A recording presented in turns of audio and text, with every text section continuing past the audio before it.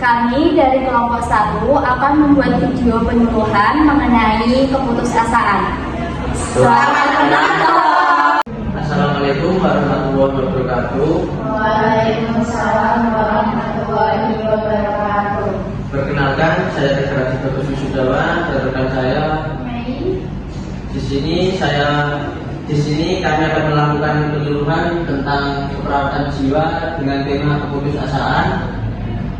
Baik, langsung saja penyampaian materi akan disampaikan oleh rekan saya. Waktu terdepan saya persilakan.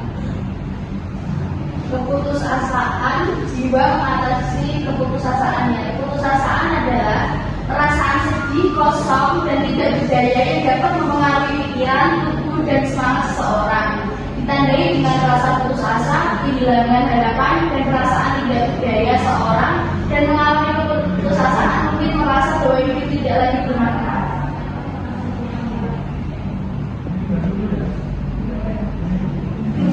Gejala umum untuk keputusasaan ini meliputi kelelahan, kehilangan minat, perubahan nafsu makan, gangguan tidur, kesulitan konsentrasi, dan pikiran tentang kematian atau bunuh diri.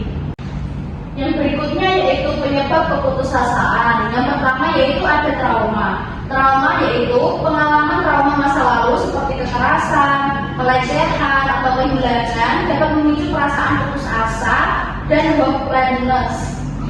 Yang kedua yaitu ada masalah hubungan. Konflik dalam hubungan interpersonal seperti pertengkaran atau persaingan sosial dapat memicu perasaan tersosial dan tidak dicintai. Penyakit kronis, kondisi kesehatan kronis dapat menyebabkan perasaan tidak berdaya dan pesimis terhadap masa depan. Yang keempat yaitu ada faktor genetika. Kondisi posisi genetik juga dapat berperan dalam meningkatkan resiko seorang mengalami keputusasaan.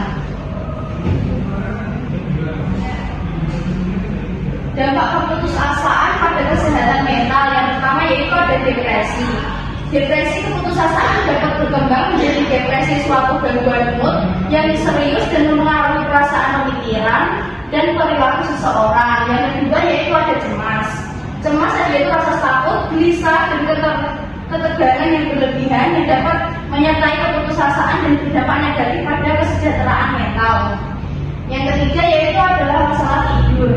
Masalah tidur, kesulitan tidur seperti insomnia dan hipersomnia adalah gejala umum keputusasaan dan dapat memperbentuk kondisi mental. Yang terakhir yaitu adalah penyalahgunaan zat. Orang yang mengalami keputusasaan mungkin mencari penghibur dalam alkohol, narkoba, dan perilaku beresiko untuk mengendalikan emosi negatif. Peran perawat dalam menangani keputusasaan yaitu yang satu ada empati, memahami dan menanggapi perasaan dengan rasa takut, simpati, dan keputusan. Yang kedua yaitu ada dukungan, memberi dukungan emosional, praktik, dan spiritual kepada pasien dan keluarga. Yang ketiga yaitu ada komunikasi terbuka, membangun hubungan yang aman, terpercaya dengan pasien untuk memudahkan komunikasi. Yang keempat ada mengidentifikasi untuk menilai gejala keputusasaan serta riwayat medis sosial pasien.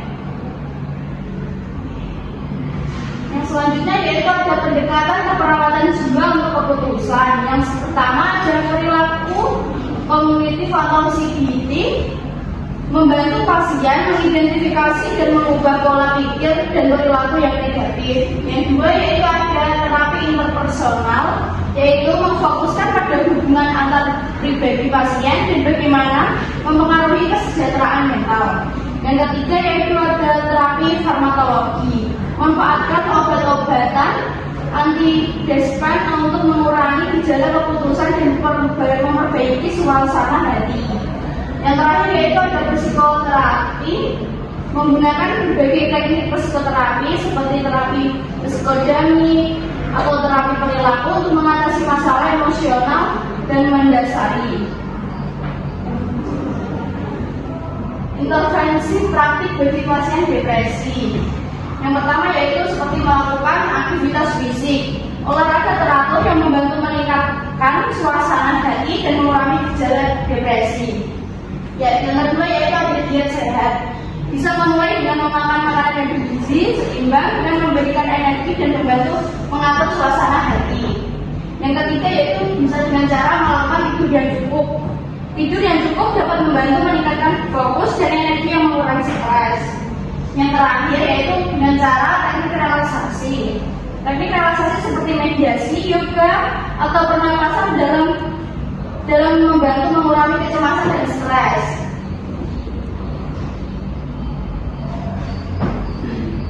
Dukungan keluarga dan masyarakat. Dukungan dalam keluarga, peran keluarga yang suportif yang sangat penting dalam membantu pasien mengatasi keputusan. Yang kedua yaitu dukungan dari masyarakat.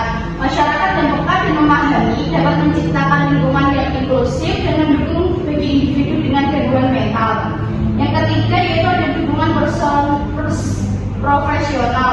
Perawat jiwa dan tenaga medis lainnya memakai peran vital dalam memberikan perawatan dan dukungan yang komprehensif.